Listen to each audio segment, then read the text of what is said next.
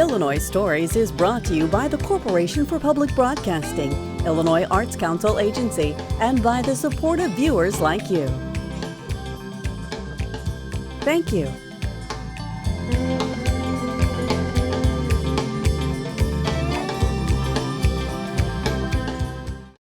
Hello, welcome to Illinois Stories. I'm Mark McDonald in Quincy at Woodland Cemetery in front of the Civil War Memorial.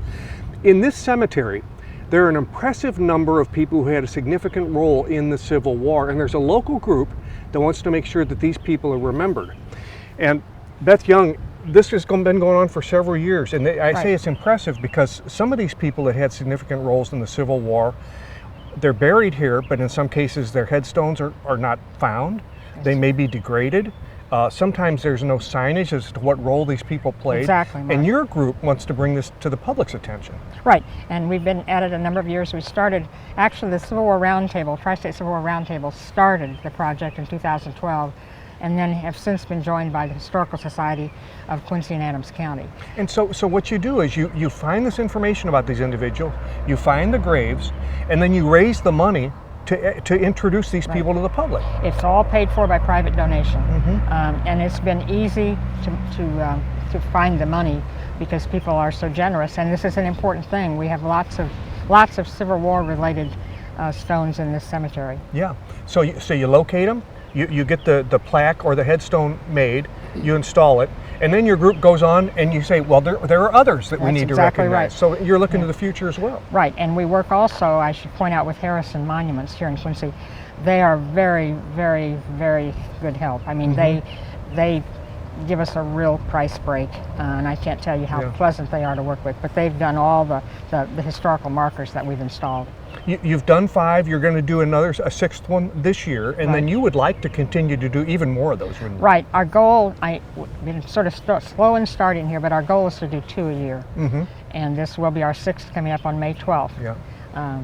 It's Louisa Merritt, who was a Civil War nurse. She was stationed at Vicksburg and at Jefferson Barracks in St. Louis, and helped build a hospital in New Orleans for Civil War wounded and sick. Well, what we're going to do during this program with your help and with the help of the people on your committee is learn more about these 6 individuals that you recognize them and find out why they were significant. Exactly. Okay, thank you. Yeah, wonderful. Arliss, the most recent person that we're going to recognize from Civil War history here, is Louisa Merritt. Is that the right pronunciation? Correct. What made her special? Well, her whole life was devoted to philanthropy and others and good works, I guess you could say, which very much surprised me when I first started studying her, because you think of 19th century women as not being very adventuresome.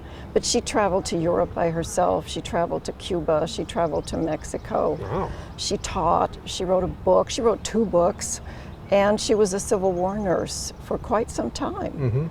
How did a person become a Civil War nurse? You had to be a qualified nurse, I guess, but then No. you didn't have to. No. You just wanted to have to help. Right, Okay. You just wanted to have to help, and many, many, many of the nurses were volunteers who had no criteria at all. Louisa was actually appointed a nurse by a representative of Dorothea Dix, who was the person in charge of appointing Army nurses, and he appointed her a nurse in St. Louis about 1862. She had previously been nursing in Quincy at the Civil War hospitals. So her first post was Helena, Arkansas, where she was the only female nurse. Oh my goodness. And that story is repeated many times throughout her nursing career. You know, that was a brutal, brutal thing to have to do because men were just coming in horrible condition, if coming in at all. Correct. And the sanitation was poor and the medication was poor. So she really, to stay with it that long, she had to have a terrific heart. And if you read about her in some of the articles, they all say she was in poor health her whole life. I don't see how she could have been in poor health her whole life. If she went from Helena and then she came back to this area bringing patients back with her on riverboats, then the next place she goes is Vicksburg, and that was a terrible mess, as we all know. And I just wanted to read a quote of what she said about Vicksburg, if that's okay. She said, "Had there been any fear in my composition, I could easily have found an excuse. I was apparently the only woman on those hills, alone, in the care of an ambulance driver whose face I had not seen.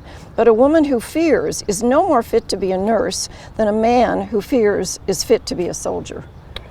So there she was, once again by herself, and she rides with the doctors and some of the other soldiers to go see the battleground.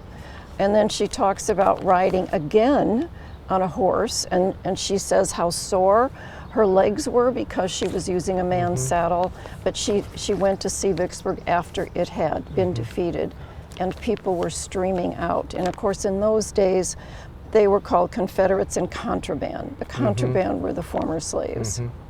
So here we are in Woodland with her headstone, and also with now an explanation of why she was special. Yes, Yeah. and she did things after the war. She taught for the Freedmen's Bureau. She served in New Orleans, where she set up a soldier's home. She served at Jefferson Barracks, where she took care of Andersonville prisoners. And then when I went to the National Archives and I was looking her up in DC, it says very clearly on her paperwork, accepted no pension.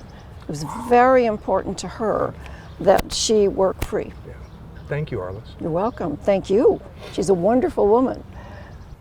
Reg Ankrum, William A. Richardson is in Woodland Cemetery, and he's been one of the recipients of one of these upgraded tombstones.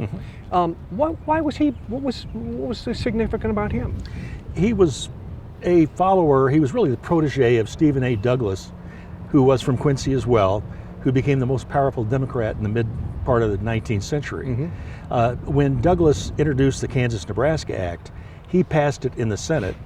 And it was William Richardson whom he got to take his position in the House of Representatives in 1847, when Douglas was elected to the Senate by the Illinois legislature, who passed it in the House, where the struggle was even greater, and Richardson's political acumen got it passed there.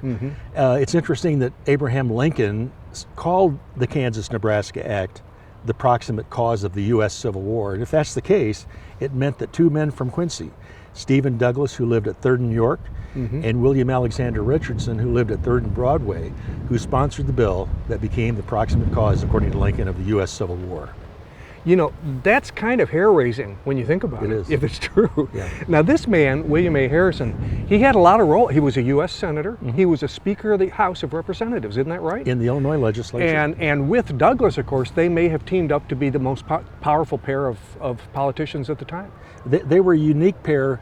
Richardson actually benefited from Douglas's first bill. Douglas took a bill to the legislature, got it passed, which changed the way state's attorneys were appointed in Illinois in 1834. And instead of the governor appointing them, the new law had the state legislature appoint them. And Douglas gets himself, Douglas is 21 years old, by the way, and was told just a few months earlier he didn't know enough law to practice in Illinois. Now he gets himself appointed. He's the state's prosecutor for the largest judicial district in Illinois. And his friend William Richardson, he got a job in the east part of the state as the state's attorney there.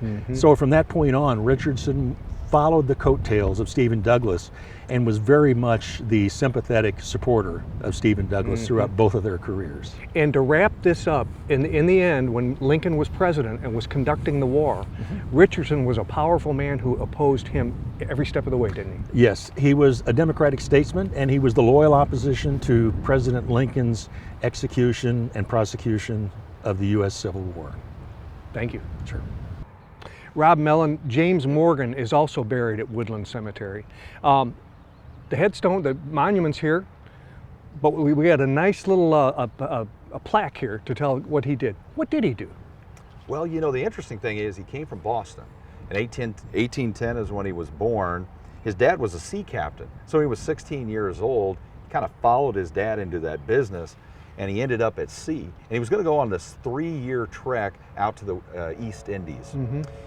About a month into that voyage, he gets involved in a mutiny. He wasn't one of the mutineers, but he then gets marooned off onto this little lifeboat, and they're at sea for like 2 weeks. He ends up in Brazil, makes his way back to Boston, still a young man, and then in 1834, he comes to Quincy. He starts out as a cooper, And he knew that trade from when he was just a young boy, and then he gets involved in the grocery business for a while, and then the pork packing industry for a while. And that's what he did.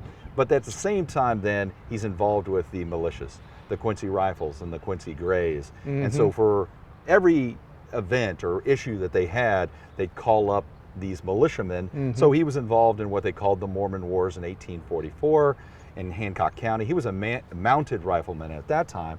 And then in the Mexican War in 1845, he was a captain when he was in the Mexican War, but he was with Zachary Taylor, distinguished himself at the Battle of Buena Vista, and that's how he got his rank to major.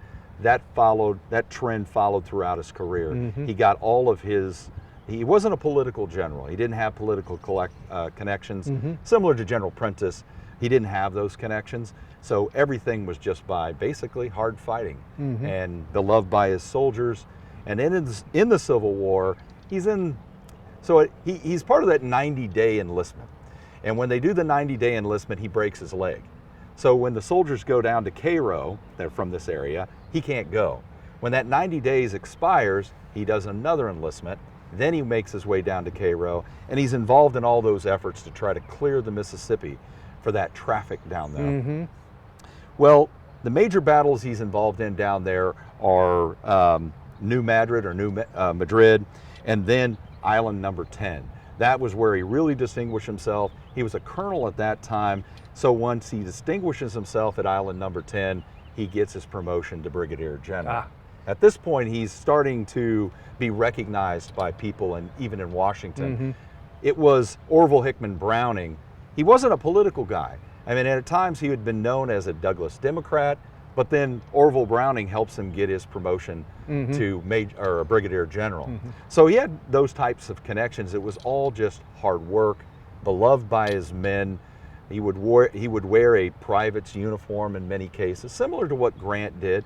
I don't know if there was that connection with Zachary Taylor, and they were just influenced by that. He would pick up a shovel and help bury his soldiers, truly beloved by his men. Goes to Tennessee, Missionary Ridge, Chattanooga. He's under Rosecrans. Initially it was Pope, then Rosecrans, then Thomas. Then he ends up under the command of General Sherman, then to Atlanta, which was tough. A lot of Quincyans actually are part of that group. And then to the March to the Sea, the Savannah campaign. And then he really distinguishes himself at the Battle of Bentonville in North Carolina, which is part of that trek of Sherman's up through the Carolinas. That's when he gets his promotion to Major General. He then ends the war. He's in Louisville at the time in August of 1865, and that's when he's mustered out, comes back to Quincy, gets involved in the banking industry. Very distinguished at that point, very recognizable. He's involved in all kinds of business efforts. And he brings his sword with him. He brings his sword. Which is in the collection of the Historical Society. It's in the collection of the Historical Society. It's just absolutely beautiful. Can you pull it out for us? I can. This was actually given to him in 1863. Oh, wow. So if you'd like to beautiful. See the sword. That is a wonderful catch for you guys to have that. Yeah, isn't that amazing? And this is just a testament to his service. You know, we have a quote from Shelby Foote down there that's pretty amazing. It's like, he was just a workhorse, and he earned all of his rank just by sheer hard fighting. And, you know, he was a very distinguished person afterwards. He was on the board of directors for several businesses, railroads. He was... Rob, I've got to cut it here because we have more places to visit. But I want to thank you for all the insights on this man. Yeah. We could talk about General Morgan all day, right? Jim Ross, there was one William Hall Dallas, who was a police officer, a black police officer in Quincy, and we think the first black police officer in the state of Illinois. And when you all were looking to honor this man, there were no headstones here. You didn't know where the graves were. Is that right? That's absolutely correct. What'd you do? Well, I first started with his picture, and then I got interested in, somebody's got to give this guy some, something about his life story. So I started researching it and where he went and all this church stuff, and I just got books and information all over about it. How did you find the graves, though? I went through the archives here at the Woodland Cemetery. And Eric Bruns, he's just a champ of helping. And we found the location, and the stones could have been there, maybe down deep if they sank. You know, they could have been a small stone, but Yeah. we knew something was in there. And then we had sauna techniques to cover the area of that particular plot. And there's graves in there. There's 3 graves in there that we know for sure. Yeah, yeah. And so you decided, well, you know, his wife is buried here too, but there was no headstone for her either. No, there was not. She had gotten married, 7 years after Alice's death, and it was hard tracking her down, but I did. She had married a minister that was here in town, the AME Church, and they moved to Indiana. Then when she died, I went through Find a Grave on the internet and found out that where she had died, researched that, called there, got the obituary in Indiana, and learned that she was brought back to Quincy, and that she was buried here at Woodland Cemetery. Wow. Well, you all do wonderful work. I mean, this is a great honor for people who deserve it. And he certainly did. You know, he gave his life, and that's the only thing we really own, other than the memories of others that gave us. And I thought it was the greatest thing that I've enjoyed doing that since I, retired from the PD, from the PD here. Thanks, Jim. Pleasure's mine, sir. Thank you for your work, and I often watch your show. Well, thank you. I love them. Rich Kepner, Martin Hawkins is one of the dead people in Woodland Cemetery that deserved more explanation. He certainly does. Yeah. He certainly and so does, when people right. come by here and they can read a little bio about him, but what was it about his role in the Civil War that merited him this explanation? Okay. Well, he was a member of the 33rd Ohio Infantry and a civilian. James Andrews got this idea that if he could get enough volunteers, they could disguise themselves as civilians, go in small groups, rendezvous down at Marietta, Georgia, steal a locomotive and bring it back up north, headed for Chattanooga, and tear out the railroad bridges along the way. That's a gutsy plan. Very gutsy. This was early in the war, April of '62, shortly after the Battle of Shiloh, so the South was still extremely Confederate. And so it was a gutsy plan, but they said they were willing to try it. So off they went in April, split up in small groups. Unfortunately, Hawkins and his buddy he was traveling with got there a little bit too late. The train was already leaving, so they missed the train. They literally missed the train and were captured almost immediately. Eventually, all the raiders were captured, but and then they were put in a prison in Chattanooga, Tennessee, and they were moved to a Confederate prison in Atlanta. In October of '62, some of them decided they were going to break out, and Hawkins was one of those who did, and along with a buddy there, Dorsey, they made their way through the Confederate lines about 200 miles north back to Kentucky. And then the government decided, since this was such a gutsy thing they had done, these guys deserved the Congressional Medal of Honor. So that's what's significant about Martin Hawkins. He was one of the early recipients of the Congressional Medal of Honor. Terrific. That's a great story. Great story, isn't it? Great story, yes. Dr. Tim Jacobs, you were probably sort of sympathetic with this man. He was a doctor himself. And I guess we understand that he would have been the first surgeon that died in the Civil War? Died in battle. Died in battle in the Civil War. Okay, tell us about him a little bit. Well, actually we're kindred spirits because we're both physicians. And also because I have a great love of history, both local and national, and he was a soldier in the Civil War. He was part of a very interesting family. The Everett family, his father's cousin was a man named Edward Everett, and he did something in the Civil War that was very interesting. Nobody knows about it. He gave the 2-hour warm-up for Lincoln's Gettysburg Address, which lasted 4 minutes. That's right, I do remember reading about him.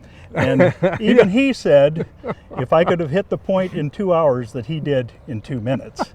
And so I think we could probably not remember anything that Everett said that day, but we certainly know the few lines that President Lincoln so succinctly put that day. That is interesting. Now, in fact, this headstone and this whole area here is interesting because Everett's not buried here, is he? He is not buried here, and there's a whole story to that that I think I'll get to in just a little bit. But just a little bit about Sam Everett. His family moved to Quincy in 1840, and he was interested in medicine. He studied medicine locally, but he also went to St. Louis and he went to the East Coast to study medicine, and in fact he was on the first faculty at Georgetown University, and he taught anatomy. But by 1861, when the Civil War started, he had a very thriving practice here. He had a younger wife and a small child, but when the first shots were fired at Fort Sumter, he was one of the first to raise his hand and volunteer for President Lincoln's new army. And so he became the surgeon for the 10th Illinois Infantry Regiment, but he worked his way up very quickly because the medical corps was so small. And about a year later, he was the division surgeon for the 2nd Division under Benjamin Prentiss, who was a general who was also from Quincy, Illinois. Well, he found himself in that April of 1862 at a place called Pittsburgh's Landing, which we now more know as Shiloh. And the battle that day did not go well for the Union Army, and they were pushed back to a place called the Hornet's Nest. And it was called the Hornet's Nest because the bullets and the cannonballs were flying so fast that it sounded like the buzzing of hornets. And the men were exhorting him to go back where it was safer, but he saw his men falling there, and it says that he was tending his men right there when he was shot and killed instantly. And again, he was the first physician killed in battle. There would be somewhere between 36 and 40 physicians killed in battle, but Sam Everett was the first. And so he is buried at Shiloh. Okay, and this marker, which had been put up by his family, this one that looks old and is old, actually was in pretty bad shape before your group came along. It was, and so that was one of the reasons that we wanted to do something to commemorate him. And so we had this redone, and we had our own little rededication on the sesquicentennial of his death, and so it's a good reminder to us. His brother Edward Everett went down to try and bring his body back, but he could not secure a metal vault. And at that time, if you couldn't do that, you couldn't really take the remains because they were not embalmed. And so he did. His brother Everett, or Edward Everett, he did have a diary, which we have, and it tells all about the trip of him going to Shiloh and trying to regain the body. And he even drew a little picture of the tree next to the grave wherever it is at Shiloh, and so we do have that at our historical society. Well, this is wonderful work that you all do, and you know, people think that you know, they think history's not alive, but as long as people keep it alive, it is. They can do it. We need to know the history, or we may have to live it again. Thank you, Doc. You bet. Okay. Thank you, Mark. This, I also want to say that they do wonderful work. They've done 6 of these monuments now, and they want to do 2 more each year for others that need to be recognized from their significance to the Civil War. Also recognize the American Legion Post 37. They provide the salute at these ceremonies. With another Illinois story in Quincy, I'm Mark McDonald. Thanks for watching.